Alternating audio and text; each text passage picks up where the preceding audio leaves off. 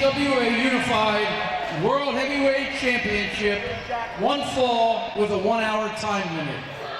Introducing once again, Mr. Joel Blackheart.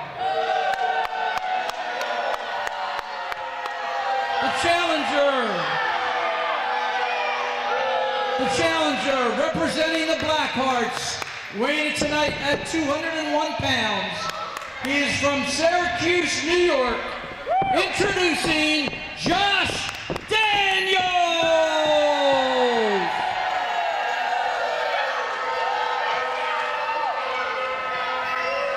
From Atlantic City, New Jersey. Weighing tonight at 195 pounds. He is a former TWA World Heavyweight Champion. He is a former ECWA Mid-Atlantic Heavyweight Champion. And he is the current ECWA Unified World Heavyweight Champion. Ladies and gentlemen, introducing the Heart Killer, Chris Wylde.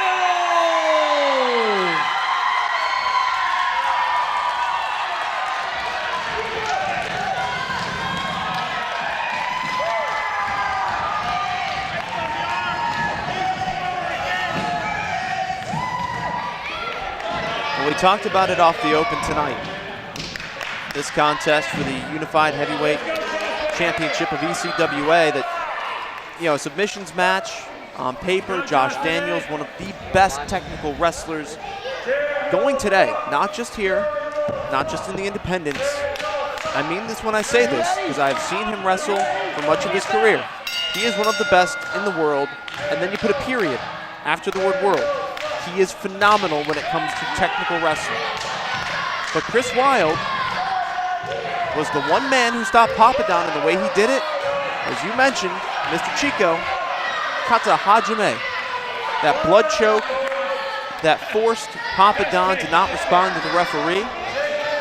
So while Josh Daniels may have the repertoire, may have the background, may have the weapons, the tools to get the job done tonight, Chris Wylde has the one thing we know that can win or retain that belt without any question. If he gets that thing on, the show is over tonight. I completely agree with you on both parts. For the first part, Josh Daniels, I mean, when it comes to the ECWA, I think two men epitomize technical wrestling in the ECWA. That, of course, would be the Greek god Papadon, and none other than this man, Josh Daniels. They are the technical wrestlers in the ECWA. Although for a moment, Daniels is skewing the technicality with a big clothesline, turning the champ inside out. But to continue your point. Now on the other hand, we have Chris Wylde, who, yes, he did use the Kata Hajime to win the Unified Heavyweight Championship. But as I mentioned earlier, do we have this assurance, does he have the assurance that that submission hold can keep that belt around his waist? That's what we're going to find out tonight. You know, you think of the gauntlet that Chris Wylde has gone through in defending this belt. You know, I think it was, what, twice or three times in October, defended in November in a 4-man, December 3-man, now here he is in January, 1-on-1. I mean, if nothing else, the guy's been a fighting champion. He's come through the gauntlet. Right now he's putting Josh Daniels' head through the turnbuckle. Yeah, I've lost count. I got to give Chris Wylde the credit. I mean, yes, Papadon was the most dominant ECWA champion in the history of the ECWA, but without a doubt, the Heart Killer Chris Wylde has been the fightingest champion. He, like you said, I mean, in about 3 months' time, he defended his title, what, 5 times? Wylde in control here. And not only against one competitor. Daniels needs to get up. The count's at 8. And he gets up at 9. Wow, that snuck up on me even. I was There surprised. it goes. And there it is. Kata Hajime early in the contest. This could be a quick match if he locks this in. All he needs to do is drop and wrap those legs around. He's off to the side right now. Not perfect leverage, not in the position for the body scissors or the floor. But now he's got him down to the knees. shocking early turn of events here. Chris Wylde with the Kata Hajime blood choke locked in on Josh Daniels, the challenger. Josh Daniels is fairly far away from, there it goes, fairly far away from those ropes. It's going to take everything he had left. The hold was broken there. I think he got his feet under the ropes. That was very crafty. He got the feet out and under. Didn't try and reach with the arms that were kind of tied up in that move. Kicked his feet out, got the rope. I couldn't see it because Joel Blackheart's fat head was in the way. Duly noted. Now it's Daniels. Oh! I hurt just from here. Every time Josh Daniels hits a chop like that. Wow. Chris Wylde, it looks like he hit a baseball slide out of the way. Another baseball slide by Daniels. Oh! It is a night for suicide dives. Wylde flying to the outside. His flowing mane trailing behind him. And a big high five to the crowd. Numerous members of the crowd. Very early stages here. The Unified Heavyweight Championship is on the line. Chris Wylde and Josh Daniels on the floor, and now a chop. These men do not hold back on their chops whatsoever. Receipt given for the earlier one by Daniels to Wylde. Now Wylde to Daniels, and Wylde will throw him back in the ring.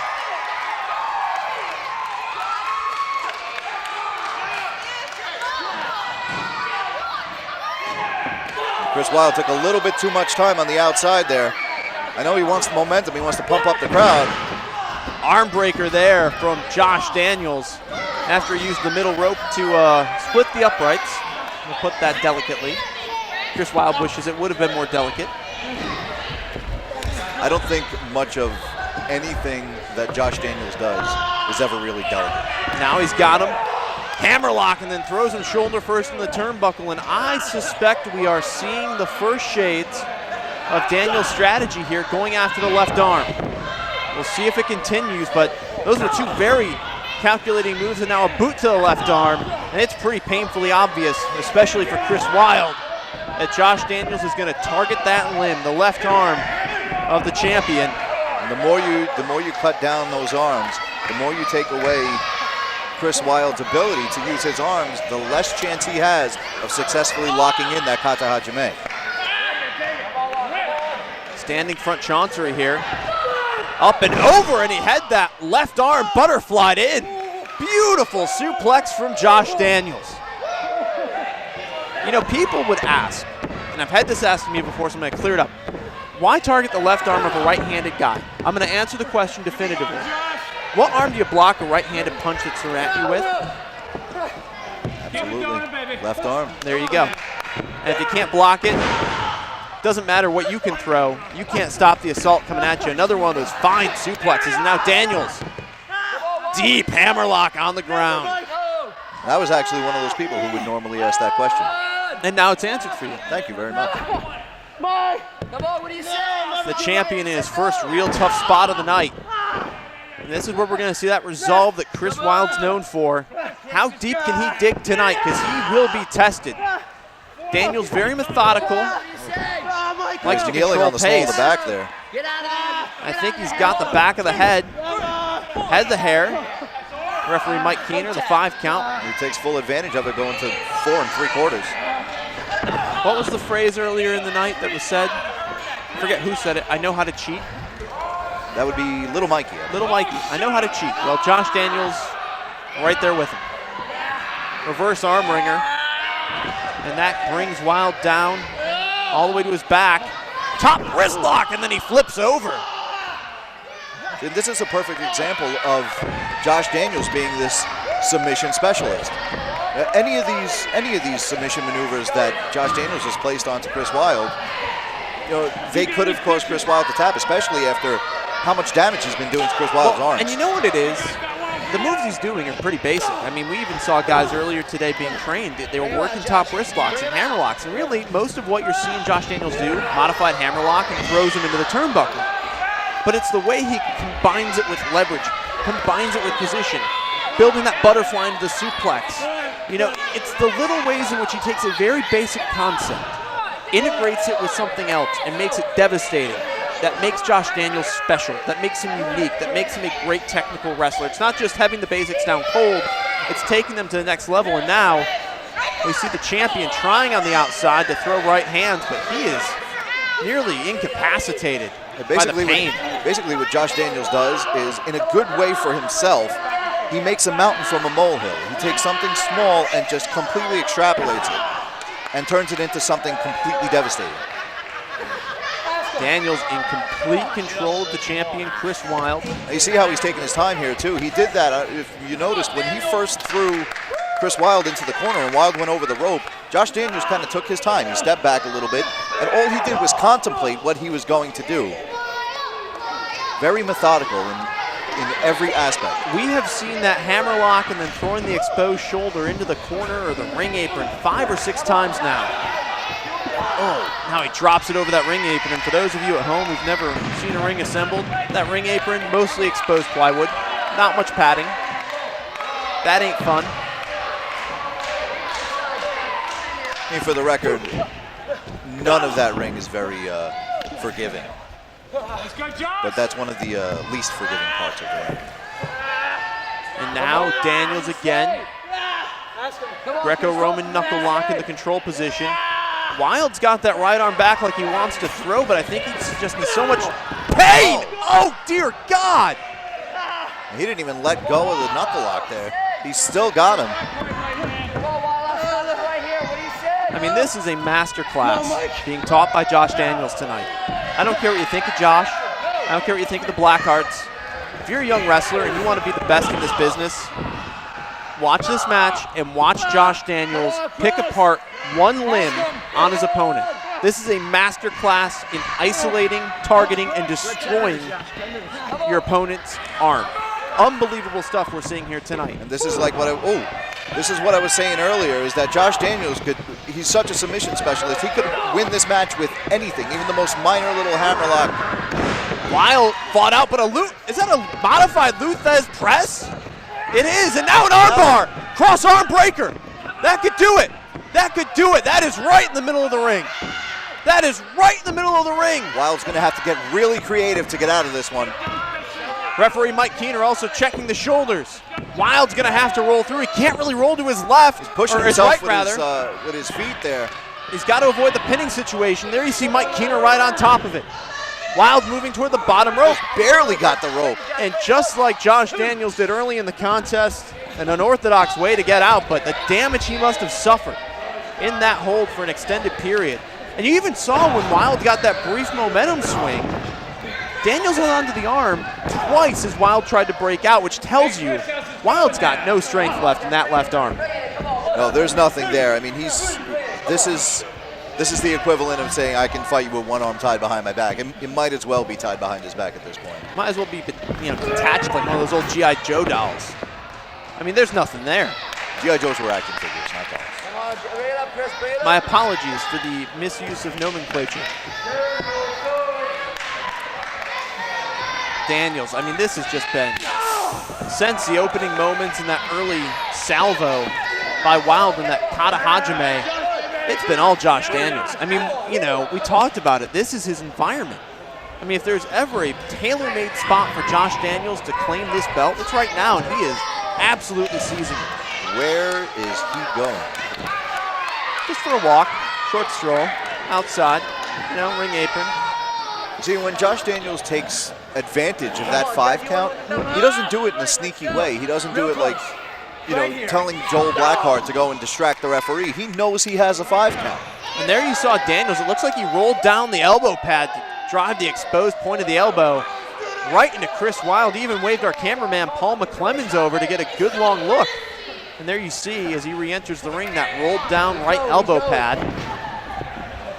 And look, give Chris Wylde, him on.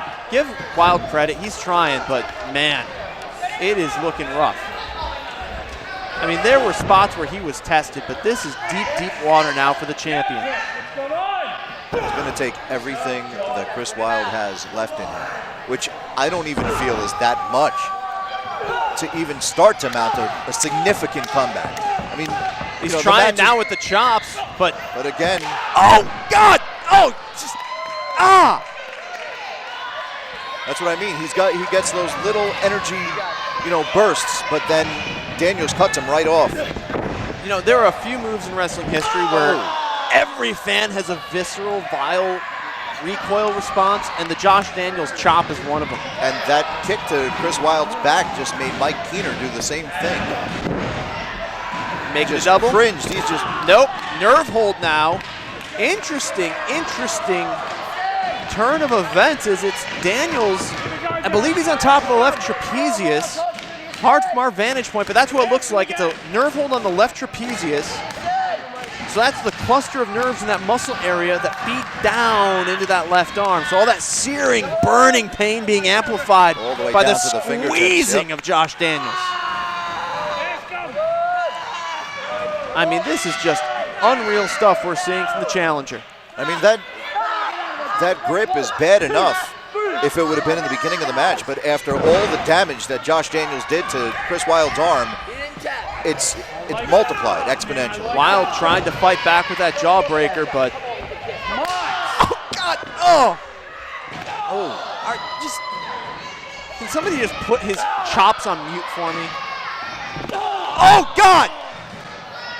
Aside from the fans, like I said, take a look at referee Mike Keener. Every time there's a shot, how much he's cringing. It's almost like there's such force in these kicks and chops from Josh Daniels that is going right through Chris Wylde, and that Keener's actually feeling it. This is just almost hard to watch. I mean, it's just tough. He's not begging him to stop. He's egging him on still. Right in that compromised left arm. And now Daniels, I mean, it's a matter of time now. I don't like to just call it over before it's over, but now this feels a lot like Kid USA's chances earlier tonight against Rex Lawless. Daniels is just in complete control. Well, I think on the surface, it looks like that, but Chris Wylde is one of these people, one of these competitors who, just like that, can pull a move right from his back pocket. Right, but the problem, knock you right down. But the problem is, you just saw it. He hits the big kick, he knocks Daniels down, and he can't do anything because he's incapacitated.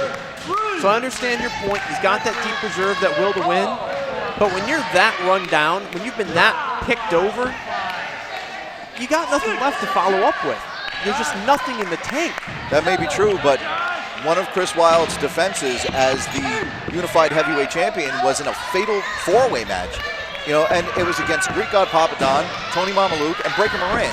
So you had three men, not just one. You had an amazing technical wrestler. You had a brawler, two brawlers in Breaker and Tony Mamaluke going at him.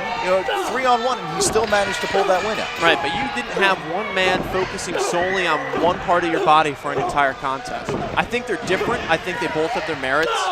But this is just tough sledding for the champion right now. And every time he tries to get ahead of steam, now he's trying to fight back. Throws him down. He's got that Kata Hajime. Are you kidding? Are you kidding? He's got it locked in. But you have to wonder, he's got to use that left arm to leverage the move. How much does he have left to pull it? And he only has a half body scissor. Daniel's just kind of over on his side, rolling. He's rolling toward the right arm. The right arm's against the carotid artery, so he wants to roll away from that. And obviously with the left compromised, that's the way he wants to go. He's trying to fight up. Chris Wylde has this move, usually has the move locked in to the point where... And there's the counter to the cross arm breaker. To the point where it's extremely, extremely hard to get out of. That's how he won the belt. Like we said earlier, that's how he's trying to keep it. Oh, man. Don't forget, this is a submission match. There are no pinfalls, so... I know you said before that Keener may be looking for the shoulder to be down, but there's actually no counts here. Very good technical correction. Just so used to waiting for that pinfall to be administered, but now you see it's Wylde with his own cross arm breaker, and there's the break. Pretty much exactly what Chris Wylde did when he was caught up in that cross arm breaker by Josh Daniels.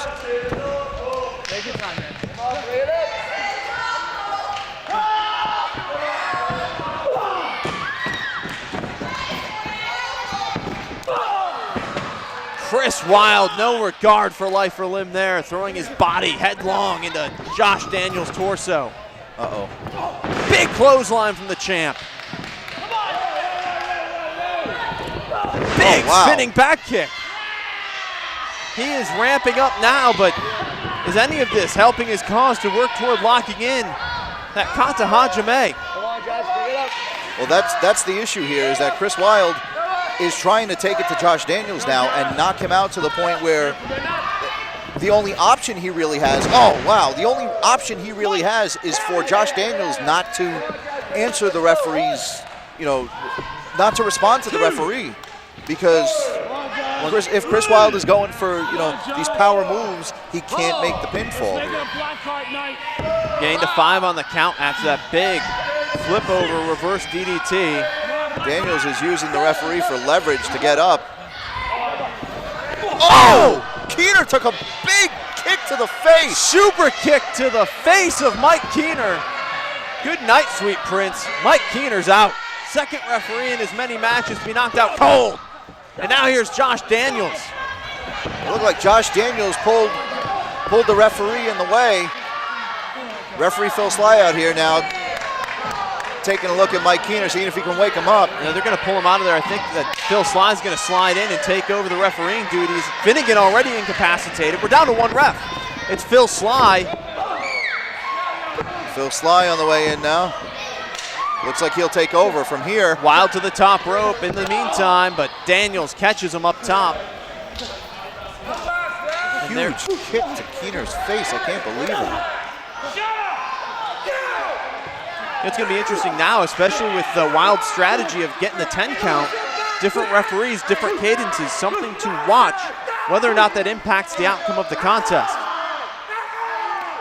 Daniels trying for that superplex off the middle rope.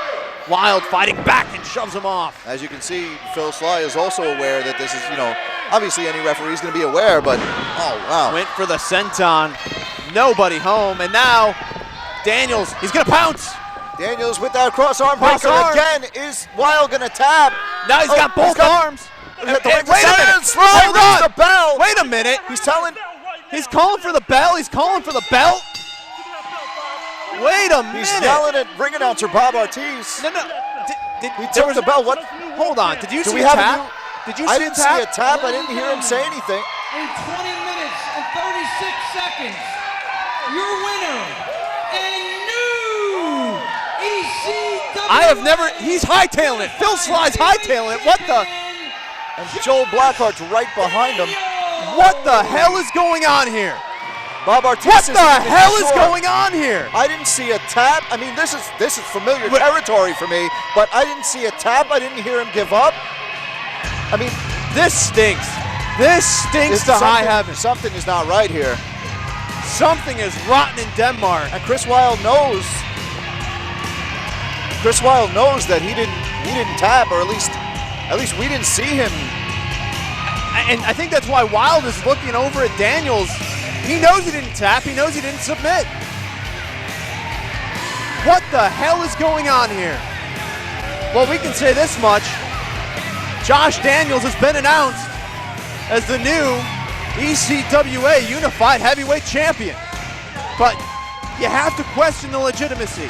You have to question the circumstances. Well, regardless. Oh, man, that's just insult to injury right there. Josh Daniels himself grabbing the hammer and ringing the bell. I mean, our last show was renamed Black Saturday by Blackheart.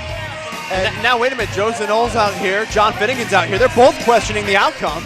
They're both wondering what's happened. I mean, Finnegan was incapacitated. He might just be getting his bearings back. Joe was probably in the back with him. I mean, clearly there's something irregular here that both of those men are out here at the conclusion of our main event. And there you see Joe Zanol now consulting with Chris Wylde. I just never thought that anything that Joel Blackheart said would actually happen. I mean, he made the comment that, we're going to take over the ECWA. Wait. Where's Phil? There you heard the exhortations of Chris Wylde that he didn't tap, he didn't give up. You heard him say it to Finnegan, but Finnegan's got no recourse. I mean, I completely understand how Chris Wylde feels at this point. I mean, I was right there front and center when Chris Wylde won the heavyweight championship, and not for nothing, Joe Zanoli's bringing out Phil Sly again.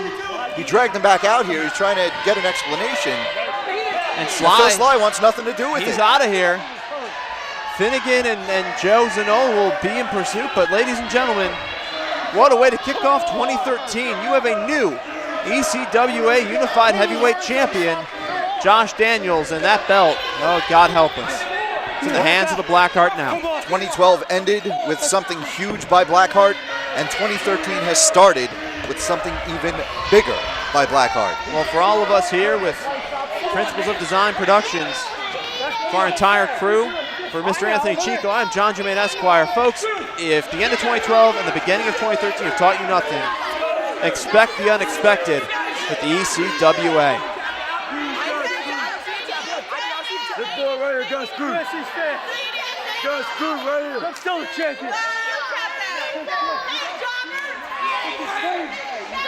How many taps on top?